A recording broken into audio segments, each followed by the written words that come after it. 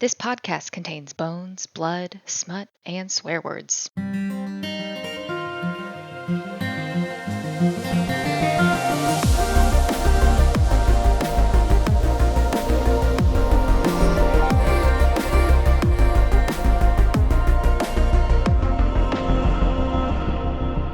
Act 1. Welcome, penitents. Hello and welcome to the Frontline Fifth, a Lock Tomb podcast where brand spanking new novitiates explore the Lock Tomb series for the first time while a couple of dried out bone witches cackle over how little they really know. We're currently reading Gideon Nav by Tamsin Muir. This week we're dishing all about chapters 1 and 2. And in the interest of following that age-old maxim, don't count your escape shuttles until they arrive, we're going to make sure we do this the right way, so please allow me to introduce our incredible cast. I'm Hannah, Bone Witch Extraordinaire, and I'm joined today by longtime penitent of the Lock Tomb, Marie. Welcome, Marie. Marie, what's your ninth nun name? Mariana Nonagesimus. Solid. This was a very hard question that I threw at you with no prior information, so proud of you. Joining us, of course, the merest infants, the sweet fools as yet untouched by the creaking rod of Drearburgh. It's Brooke and John. Brooke, John, do you have ninth names that you want to share? I don't understand the question, and I won't respond to it. Fair. Good enough. Yep, same. There's some terrible bone puns, like rigor morticus or something. I don't know. Yeah. I like it. Again, I have no context for the question besides reading through Maybe the names at the beginning. Maybe you are a ninth penitent, but you are not of the ninth, and so you don't have a ninth. Yeah. Again, that means absolutely nothing to me. Okay. All right, but before we get into the nitty gritty, and girls, it does indeed get gritty, I want to know your first thoughts. So if you were to sum up these two chapters in a couple of words or a half choked off scream, just vibes. So each of you, ready? Brooke, go. I am so worried for Gideon right now. Perfect. John, what do you got? Perplexing, and that's probably the biggest feeling I have right now. And yeah, we're just gonna go with perplexing for now. A+. Marie, do you have one? The first time that I read these first two chapters, I was like, oh, I am in. All right. Well, I think we all made some really important and cogent points here. So I'm just going to add the phrase frontline titties of the fifth, and we can dive straight into episode 1, A Disgrace in a Vacuum. Act 2, absolutely boned in all directions.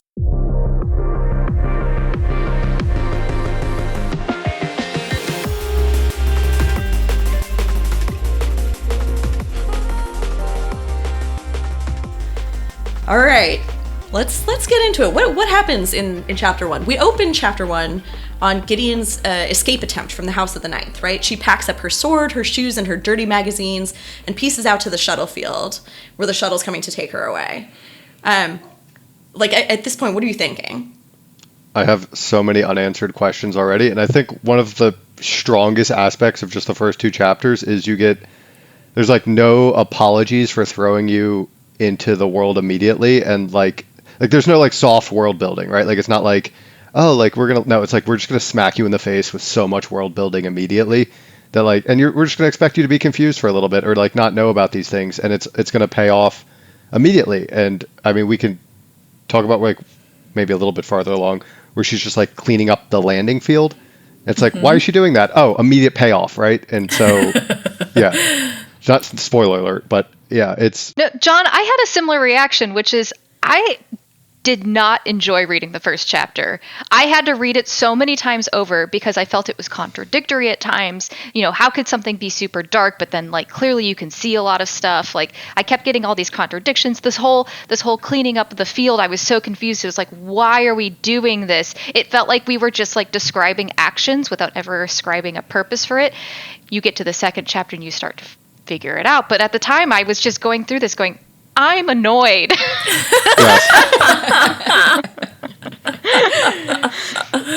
first four paragraphs. I have to admit, this is one of my favorite things about Tamsin Muir, and it's probably one of my favorite styles in books, is to drop you in with no information, where you have to figure out what the world is like. And I I like that because that's what would happen if you were just straight up dropped into a new culture. You're just learning from context clues, and your understanding is so colored by your own knowledge of what you expect to be going on, which means that you're constantly surprised when you get new information that contradicts your own biases. I wasn't sure about this book until probably chapter 3, 4, and then I was like, nope, all in forever, completely obsessed, will do a podcast. I really didn't like the style. The way like Gideon talks and thinks seems almost like so anachronistic. Yes, it seemed like too modern. It seemed like I was getting like Uncanny Valley because it just felt like it was like someone I knew. To some extent, so that was what I had been warned about going into this, is that the language was so modern that it was like throwing people off. But honestly, the very first time I picked up on this anachronistic sort of concept was even when they talked about fancy hotels. In the very second paragraph, she talks about leaving her security cuff and its stolen key on her pillow like a chocolate in a fancy hotel. And immediately I was just like, wait. How does she know what a fancy hotel is? Chocolates on a fancy hotel are for real. Very much like a contemporary concept. Like, so I think it was at that was the first time that you hit that wall of being like, oh, this is not exactly going to be a world built in a traditional sort of sci-fi or fantasy concept. This is definitely meshing things together.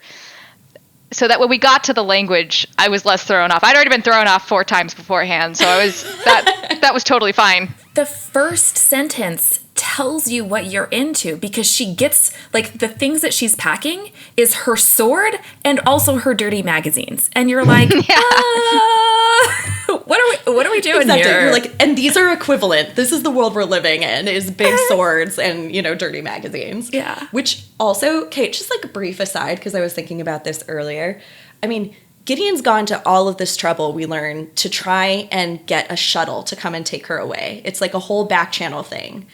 Where is she getting these dirty magazines in the first place? Right. In my head, she's been doing back channeling, so they're coming in with like food and shit on shuttles this entire time. She's like, I can't sneak a person out, but I can sneak titties in.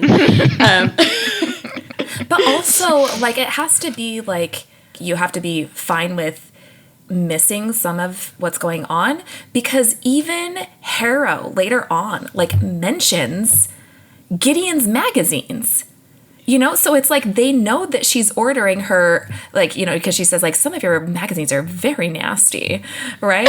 So it's like Harrow knows about the magazines coming in. Oh, 100%. And also Gideon's not keeping it a secret, right? Because Crux comes in. Marshall Crux, who's this just hulking, hideous man of gristle and bone, tries to get Gideon to come downstairs, and she tells him to fuck off, and then tries to bribe him with frontline titties of the fifth. I mean, is it actually, it's not necessarily clear to me yet that they're like illegal or banned or something, like it can be an open secret, but it also can just be something that some people have proclivities for and people are okay with that. But it also becomes like really clear that the 9th house is essentially a monastery. So yeah.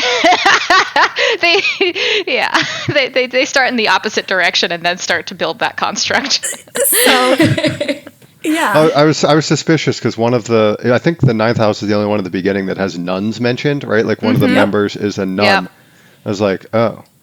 And then, as someone who's familiar with like the Catholic Church, I am not shocked at all that nuns would be looking at titty magazines at some point.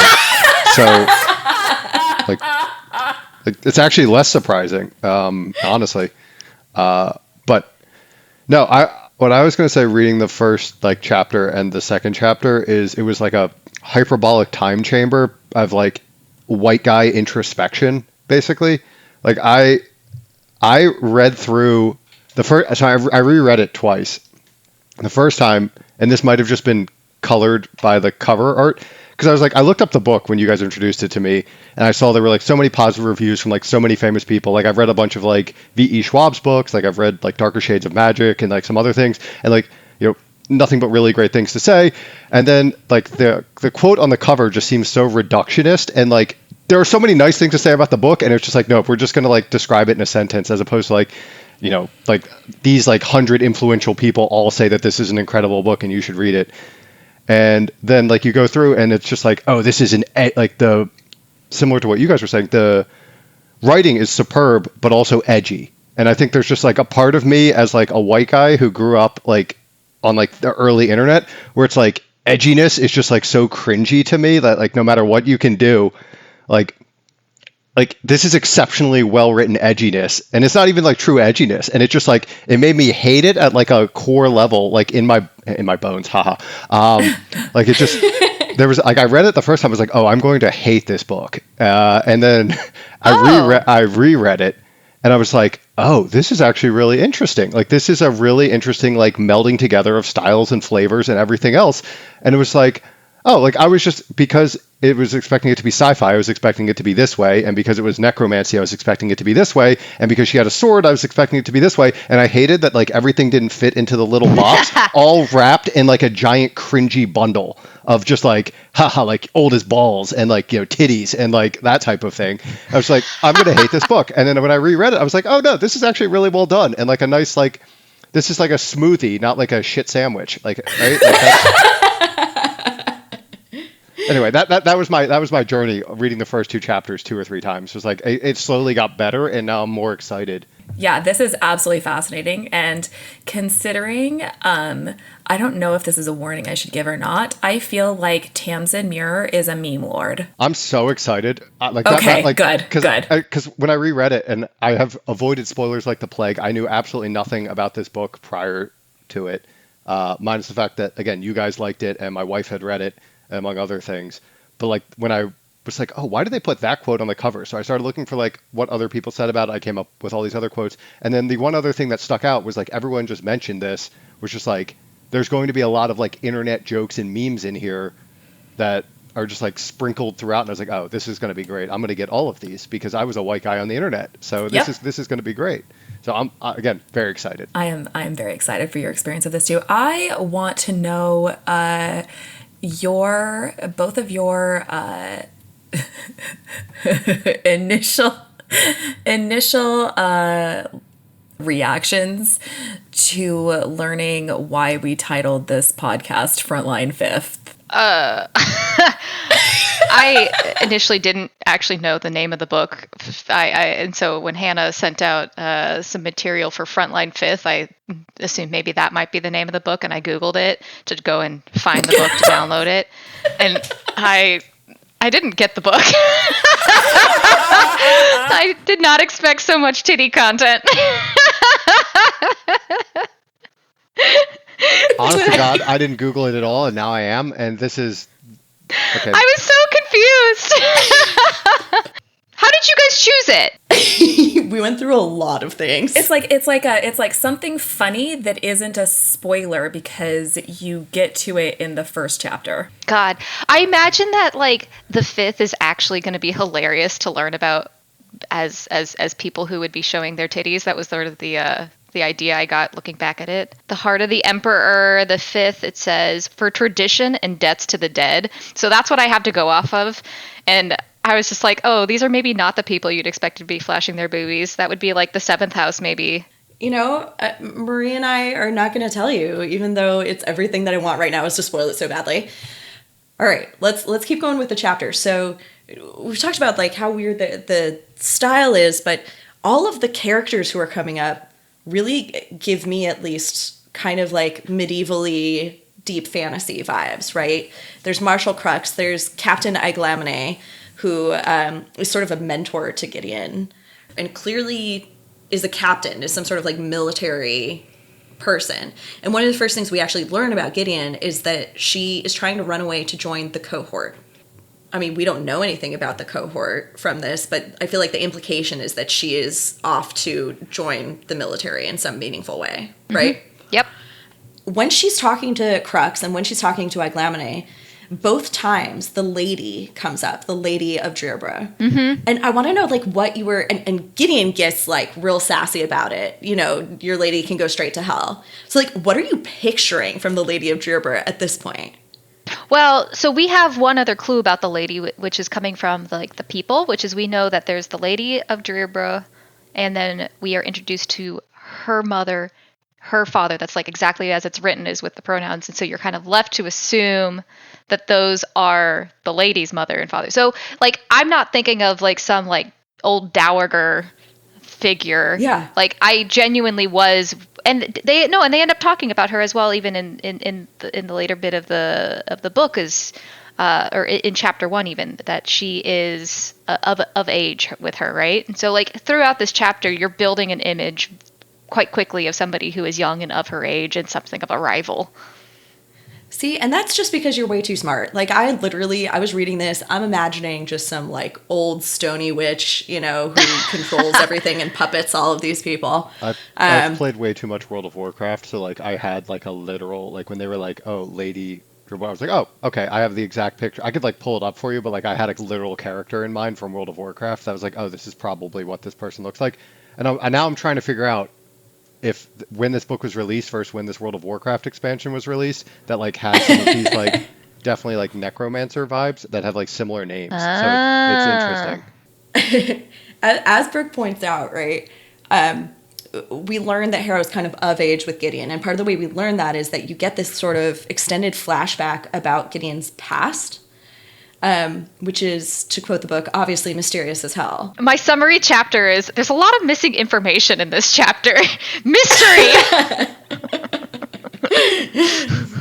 What we know is that Gideon's mother fell down the pit into the 9th house from the surface of the planet in a Has-suit. And by the time she gets there, she's already dead. But in a little biocontainer attached to her is a baby. That baby is going to grow up to be Gideon Nav.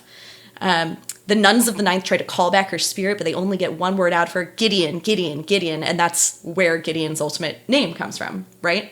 Which we should point out is, I think they want you to come to the conclusion very quickly that she was saying her baby's name, but probably not. Right? That's not my first book. Our Gideon is brought up as a bondservant in the house of the 9th. When she's born, there are 201 babies in the house. 2 years later, there's only 3 children left. A much older boy, the Reverend daughter of Drearburgh, and Gideon. Yeah. What happened there? Uh-huh. What did happen there? That's also in my notes. So basically what we've learned is, people don't seem to really raise children here, except that there were 200 at some point, and suddenly there are 3. And then they also mention that by the time she's 10, she knows too much. And then I'm also remembering that they're the house of the sewn tongue. And this is all a little bit... I was talking about being scared for Gideon. That's these things kind of starting to come together. And there's something like deeply terrifying about the idea of all of those children just disappearing or dying or whatever. And to me, it's giving very like... I don't know. It just feels like the whole house is in decay. Certainly Gideon feels like the whole house is in decay. That basically everybody Crux is like kind of described as like gristly, which is... Wow. What a way to describe a person. Crux, yeah, and Crux even loves verbs. Even like Aglamne has like this like weirdly attached leg and you know, it just feels like everything's sort of fallen apart. Yeah. Finally, with just 2 minutes before her shuttle lands to take her away to the cohort, the Reverend daughter, Harrowhark Nonagesimus, comes to call Gideon down into the house because there's a house muster. So Harrow is dark and creepy and skeletal, and I have an unbelievable crush on her, or I want to be her. What did you think when you met Harrow? She's definitely described more as somebody who's a little unstable in this chapter. So was not getting crush vibes on her. She definitely seems... I don't know. They definitely haven't crafted her into a fully evil person yet, but definitely cunning, which is cool. And we're seeing this all from Gideon's perspective, so you know, there's a lot of room for interpretation on who Harrowhark becomes. You know, I stopped taking so many comments in this chapter, in chapter 2, which I think is an implication or is a way to tell that the writing style sunk in. I've adapted entirely. I'm not like highlighting words because they're standing out to me as being unexpected and strange. There's not a single highlight in this chapter. It's just random comments. So I think I'm adapted. I think I'm not one of those people that bails out because she can't get past the writing style. What do you think of Harrow, John? I like God, the meticulous planning side of things. Like I think like it makes her not like feel psychotic, right? Like she's like more calculating than that, right? Like she's still sane. in a lot of ways, which I think adds some depth to her character initially. But yeah, like the dark creepiness, like pulling off the rib cage, and like the other things. Like it's like it's again. I'm gonna say this a bunch, but it's just like it's very well written. Like it's very good world building. Like I was not expecting that. It's like, oh yeah, she took off like her coat and then like pulled off a rib cage, right? Like that's. I love the degree that she's like adorned with human bones. That she's got bone studs in her ears and stuff. Like, a necklace of human teeth. That's the one I got. Yeah, you know what? When we first get introduced to her and she's got all these bones, you don't know why. Like we didn't know why. She just to your point, John, she just opens it up and is wearing a skeleton. You're like, "Oh, that's a choice." And I don't understand why you would choose that. And then you understand. Okay, so for me, Yes. Okay, so we find out almost immediately, right, that it has functional implications for her. But as I was reading this for the first time, for me, I just assumed it was aesthetic. I just assumed that they had like collectively decided to lean into it. And it wasn't like a Harrowhark choice. It's just that the 9th is a place that like celebrates darkness, celebrates bones, has like that's what art is ribcage. But of course, that's not really what's happening, because Harrow's there and Harrow kind of like threatens and cajoles and ultimately tries to bribe Gideon into going downstairs with a purchase of her commission in the cohort, which is something that Gideon desperately wants. But ultimately, the only way she can get Gideon to engage with her is a fight, right? So she challenges Gideon to a fight. And either way, Gideon's going to get to leave with the commission. But Gideon thinks it's a fair fight. And also, Gideon, I mean, talk about like instances where something's happening and you don't really know why. Like when Gideon's patting her down all the way and you're like, what the fuck are you doing? Would one of you like to explain what happens in the fight? But basically Bone Storm. Basically just like 7 people will get that. That'll probably will ever listen to this podcast. And also, again, it's just incredible world building, because now it makes sense why she walked around trying to make sure that there were no like pressing bones. her hands against the wall real hard, kicking all the clumps of dirt. I was just like, what are we doing? Yeah.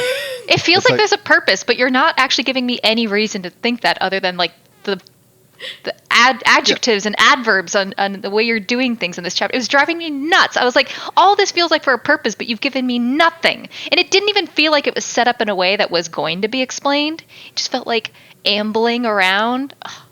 Yeah, this is so relieving. It's such a quick payoff, and also like it's so good because it means that like Gideon was planning, but like it was a shit plan, and then I mean maybe it wasn't a shit plan. I agree. I said she was a lazy planner.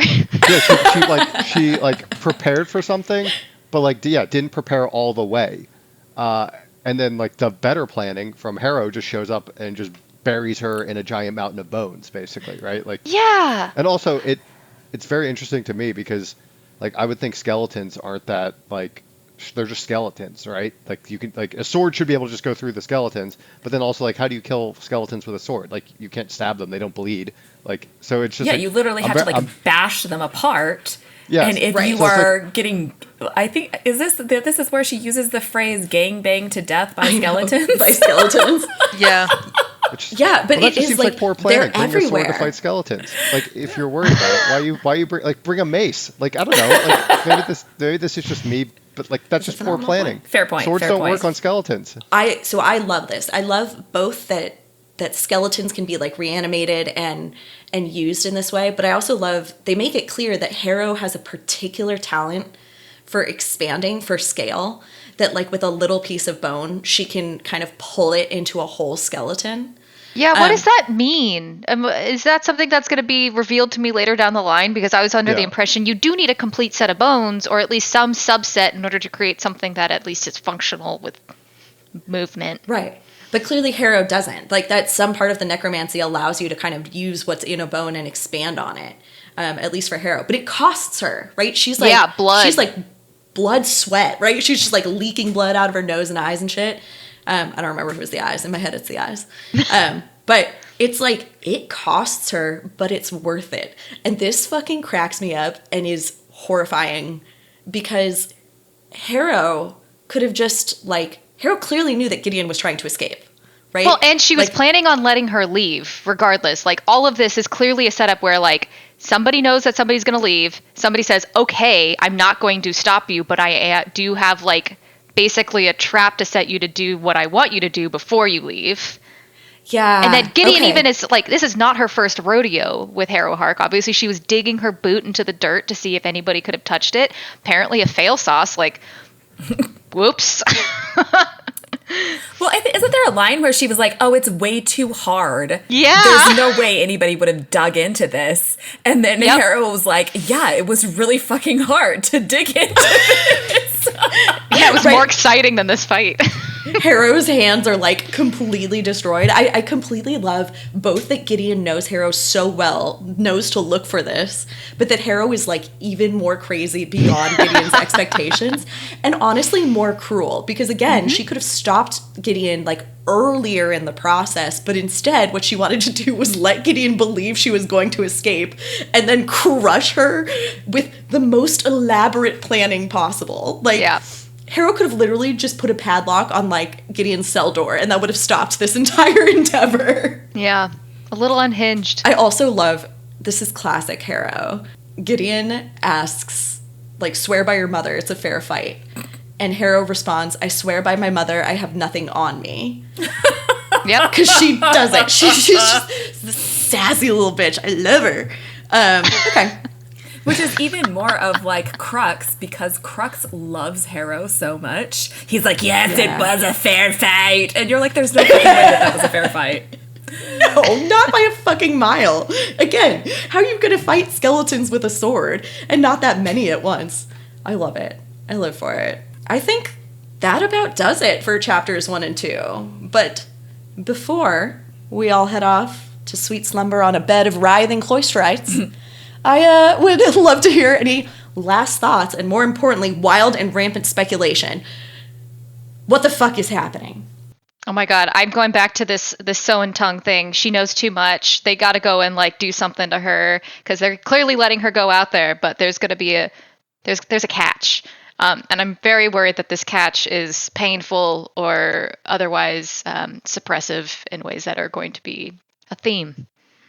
Yes, I'm worried that it's going to be like, you can go, but like you have to do this for us. And honestly, before I was aware that it was like a murder mystery, like locked in scenario, I was like, oh, like she's going to have to go spy on the, armies or like do something for the House of the Ninth. And now I'm just worried that like, oh, this is not going to go well for anybody, like just from the from the foreshadowing. So I don't have any other reckless speculation beyond that this is not going to go well, which seems like the easiest cop out of all time, given it's a book about necromancers and just like the magic is powered by blood. So like generally when magic is powered by blood, things don't go well for most people. So yeah, Absolutely boned in all directions. some people pay extra for that. Interstitial. My parents should have smothered you.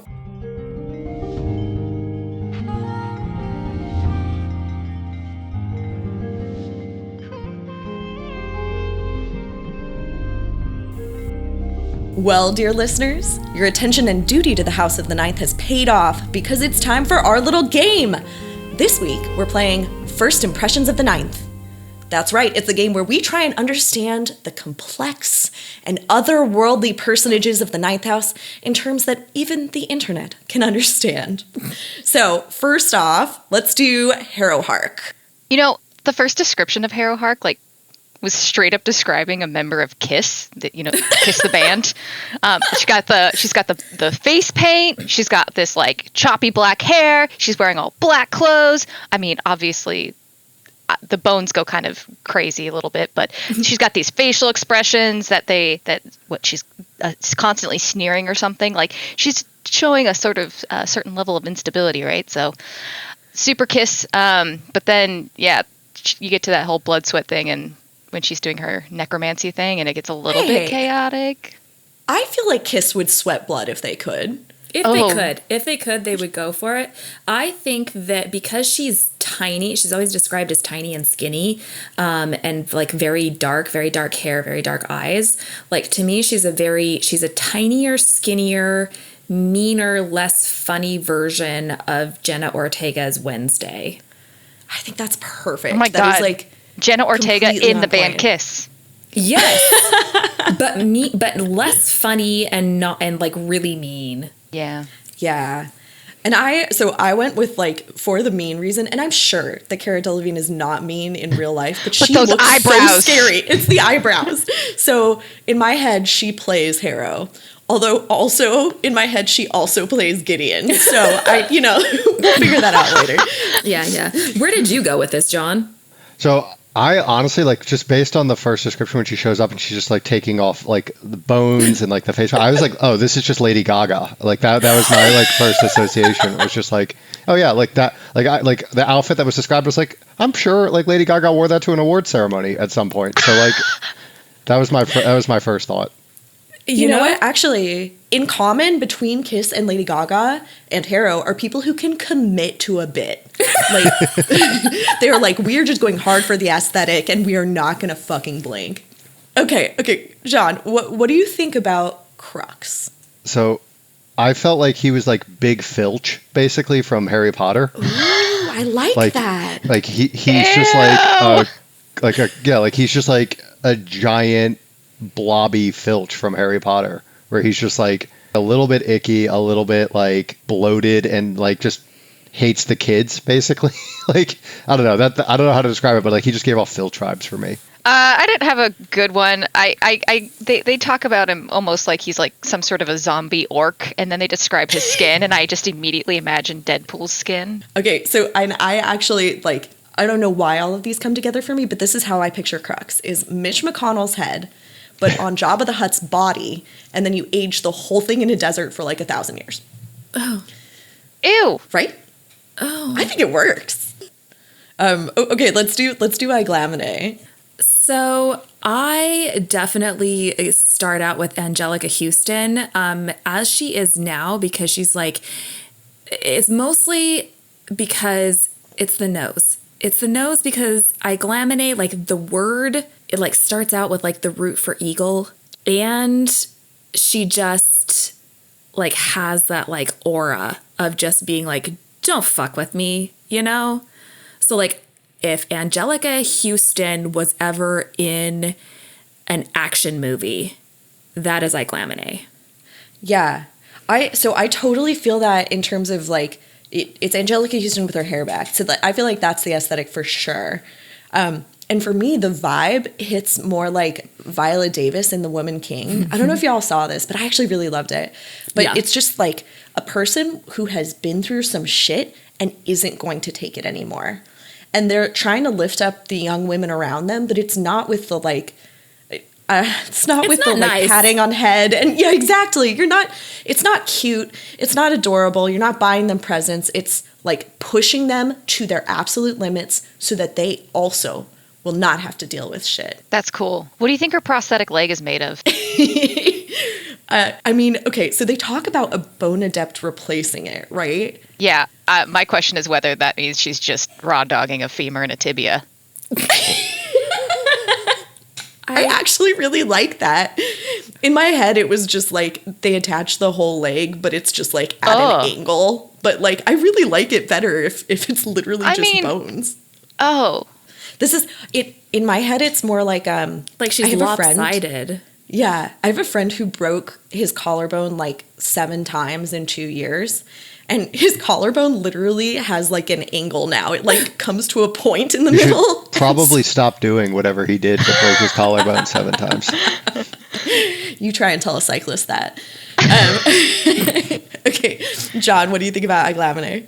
So I pictured like young, again, this Harry Potter vibes, young like Maggie Smith are like throughout there, just like a intriguing, just like kind of, yeah, like no nonsense, no shit. Like I was like I've like, and maybe this is just because she R.I.P. she passed away recently, but I've been seeing like so many clips of her when she was like younger or around the age that this character would have been, and it was still like just like a little bit sassy, a little bit attitude, like no nonsense, like no messing around.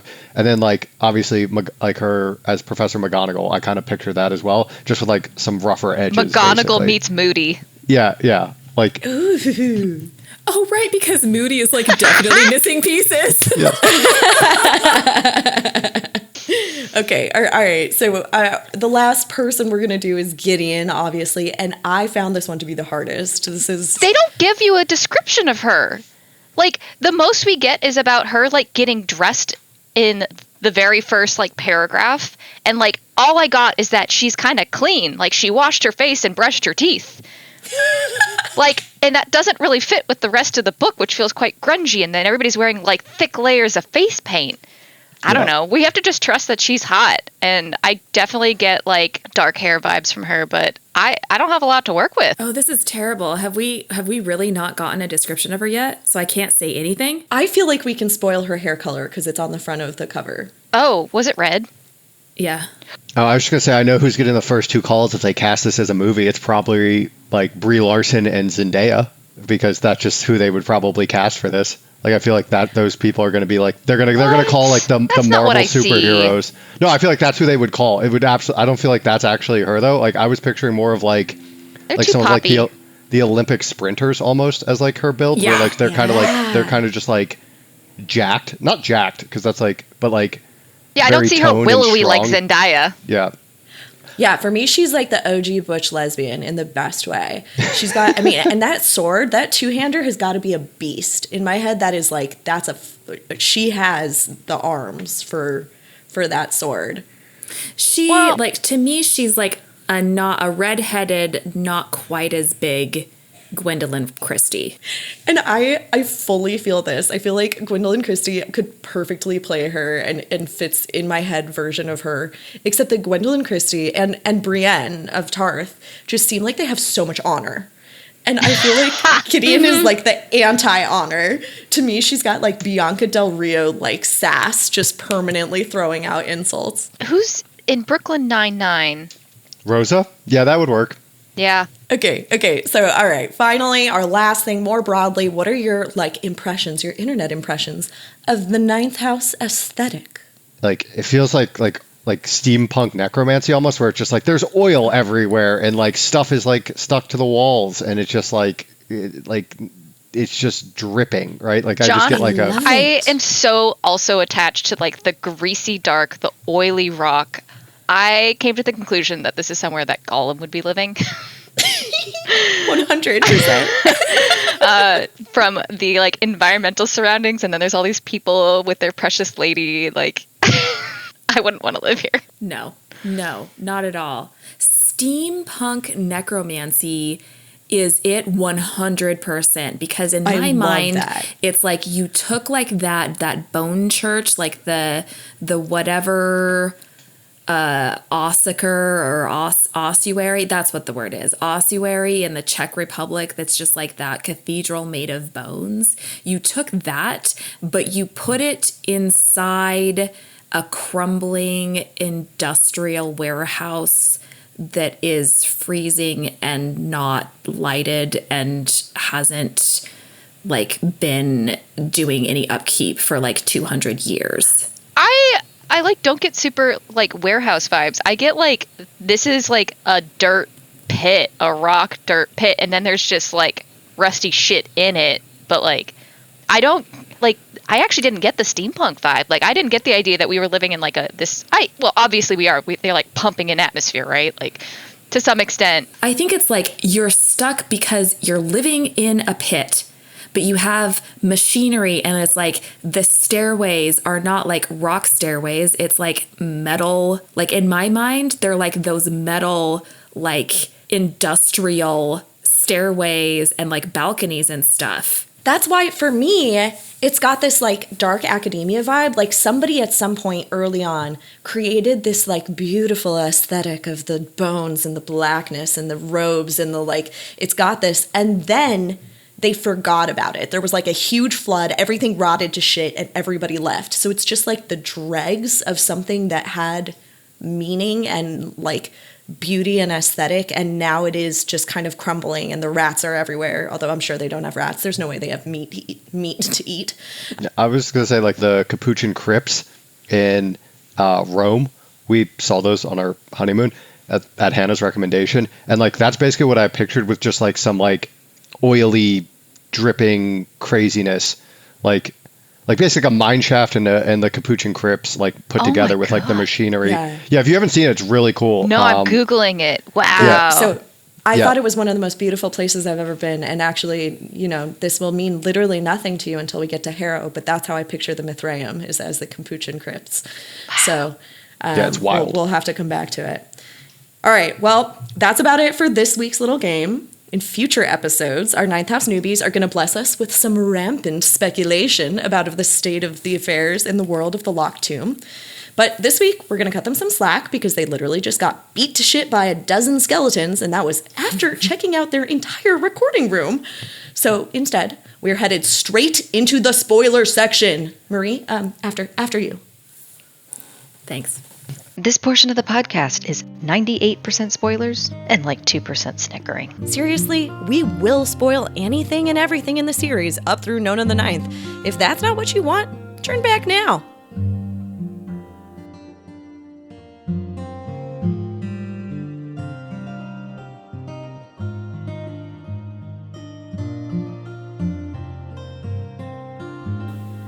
Act 3. Obviously mysterious as hell. Oh my god. So we talked so much about the style. And again, I found the style like very off-putting initially because of how modern it felt and how like anachronistic. And so y'all listeners, Marie texted me like this freaking brilliant theory the other day, and I was like, save it for the podcast. But about why Gideon's like attitude and mental voice is the way it is. So, Marie, can you share with our listeners your theory? Share with the room. Okay, so this is all based on, honestly, it was like probably a year ago, I saw this TikTok where somebody finally explained what the fuck was going on in Harrow with Wake's soul and revenant and moving around. So if you don't know, and this is all very contextual, very much like, okay, this is actually what was happening on the Mithraeum, is that the two-hander that Harrow is carrying around, that is Gideon's two-hander, carries Wake's revenant. And when Harrow goes sleepwalking and stabs it into Cytherea, that transfers the revenant to Cytherea, and you'll notice after that Harrow doesn't have a problem holding the sword, and she doesn't mention the sword hating her anymore. But then Cytherea starts walking. And you know by the end with the whole showdown that it's obviously Wake in Cytherea's body at the very end. So my supposition is, when the hell did Wake get into the sword? Because it's like from the sword, Wake could get into Harrow, and she's kind of split herself so that she's haunting Harrow in the river bubble. Maybe she doesn't even have to split herself, but she's haunting Harrow in the river bubble, but she's actually attached to the sword and then to Cytherea's body. But how did she get to the sword? Because what was special about that sword? How would she know to get to that sword? Right, and you actually know, you learn in these first chapters of Gideon that it's Aglamene that like ultimately put a sword in Gideon's hands, and that can't possibly have happened until she was like at least 7. Yeah. So this is like, I mean, was the soul of Wake just like floating in Drearburgh for years and years before it got there? Well, and later on we know that like souls go absolutely insane when they're attached to inanimate objects, which explains a lot later on. But Yeah. I think part of the reason that Wake is as coherent as she is, even though she was attached to a sword, is because she actually wasn't in the sword very long. She actually was always in Gideon until Gideon died. And my evidence for this is Gideon says in these first 2 chapters, this is what made me think of it this time around.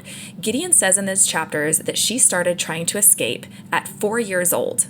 And if you think about that, as a child, even a hideously abused child, when you are that abused, you do not understand that that is abuse. Even if you are miserable, you don't understand. No, and kids actually tend to lean towards it to try and make themselves feel better and be wanted. And actually, even Gideon does that, right? We ultimately learn that part of the reason Hera's parents die is that Gideon tells them what happened in the hopes that she can get some praise, some like positive reinforcement. So I agree, it makes no sense for her to start running away at 4.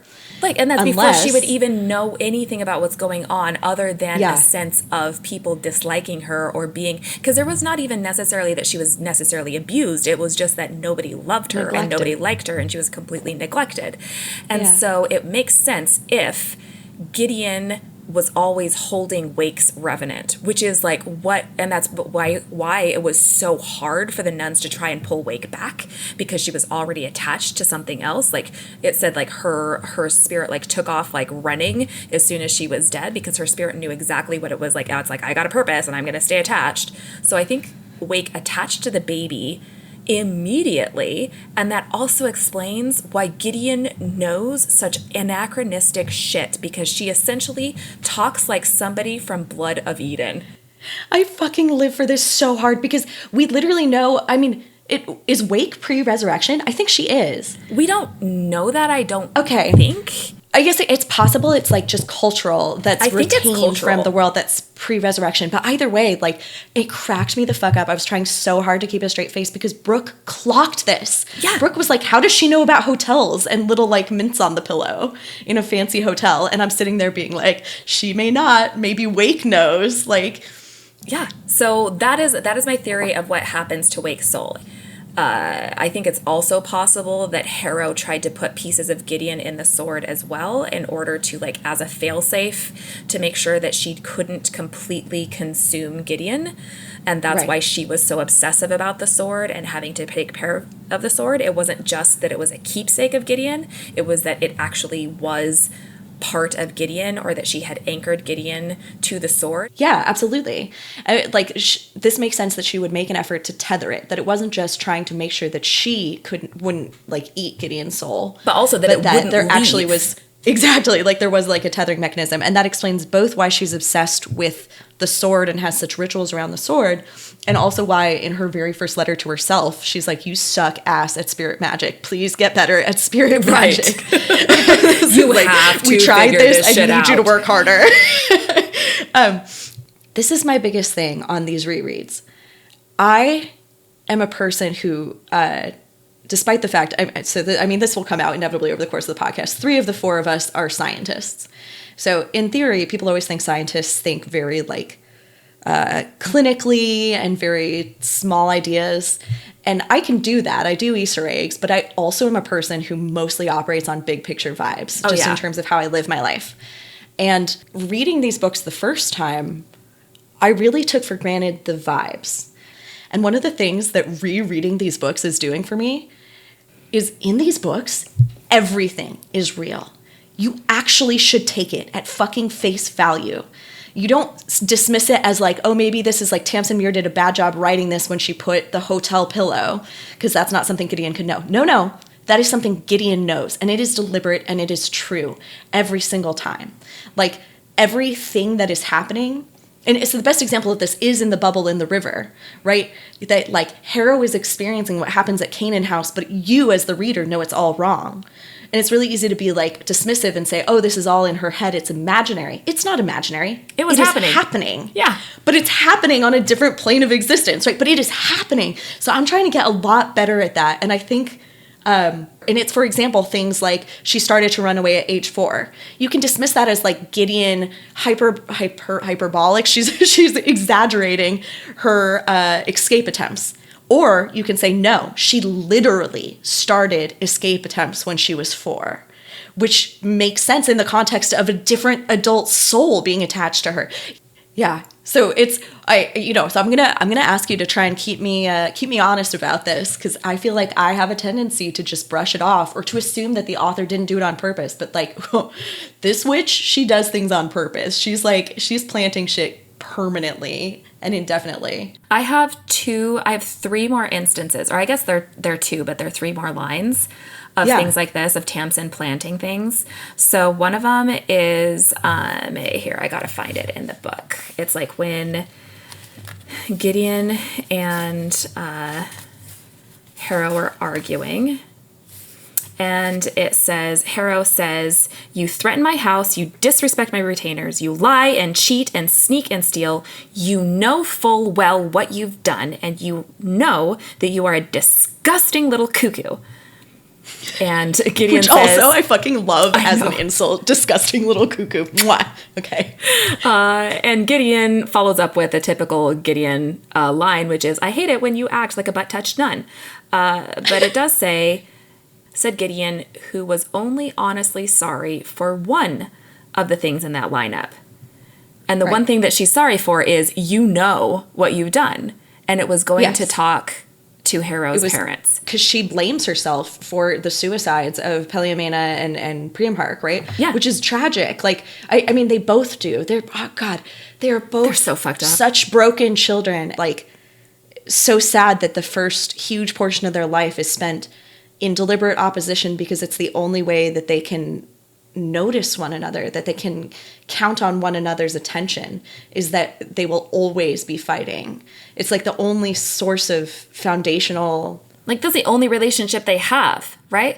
Which is another thing of when Harrow goes to give her a bribe, Gideon's like, "Oh, this is going to be good," right? She's like, what are you going to do? Gideon, here's some money, right? Which is like, that's what you first would expect is going to be a bribe. She's like, money's no good. What am I going to spend it on? The second thing she says, which is probably the only thing she actually wants as a bribe, "Gideon, I'll always be nice and not a dick to you if you come back." Right. Like, that's in her list. But it's like a throwaway joke because you're like, oh, it's definitely not going to happen, but if it could happen, I would love it could happen. You know? Yeah. It's like, that underneath, like, I'll say it out loud just in case. Right? Yeah. But the thing that kills me is Harrow's still pissed off at Gideon being like, "Oh, you'd actually just tell everybody, even if it would fuck us all over." And Gideon says, "It's all because I completely fucking hate you because you're a hideous witch from hell. No offense." And Harrow's response is, "Oh, Griddle, but I don't even remember about you most of the time." I know.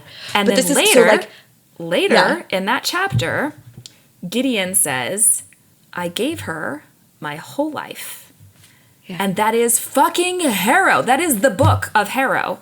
Is Harrow not remembering Gideon and Gideon giving her her whole entire life.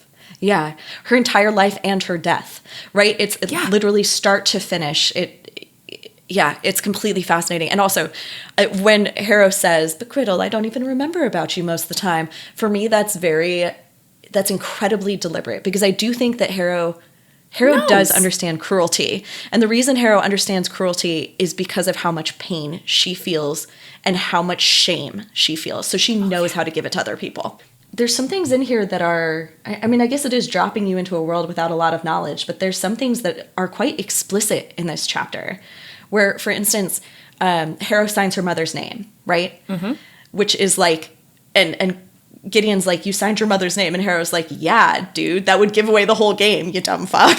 Like, other people still believe there's a lord and lady here, and that I'm just a random child of 17. Yeah. Instead of the person running the entire show. Yeah. Which gives you a lot, but also it's kind of like, oh, like, she just doesn't want the parents to know. Fair enough. And we definitely know that, like, and Brooke picked up on this again, that Gideon knows too much and has known too much since she was 10. And I feel like when I initially read this, I thought that maybe, like, the house as a whole had some dark secret that they were, like, conspiring. I think that's what I thought. Or there's, like, some initiate, like, ceremony or something that it's like, if you've grown up in the house and you've gone through, like, the 10-year initiation, then you don't get to leave. Well, that wraps up our first real episode. We will be back next week chatting about Gideon the Ninth, chapters 3 and 4. If you want to follow along with us, our reading calendar is available on our website, and you can follow us on Instagram and TikTok, which are linked in the show notes. If you enjoyed this podcast, please tell your friends and give us a 5-star rating anywhere you can. And if you didn't enjoy the podcast, feel free to lie. With that, I'll just remind you not to unlock any tombs or enter any doors without permission because, ghosts. Bye! Frontline Fifth is a Locked Tomb podcast starring Maria Adamaco, Hannah Grunwald, Brooke Anderson, and John Ryan. Our cover art was designed and created by Marie Automaco, who also edited this episode. Our fabulous music was composed and recorded by Blake Anderson. The Locked Tomb series is a completely dope-ass book series by Tamsin Muir, who does not know we exist and is in no way affiliated with this podcast.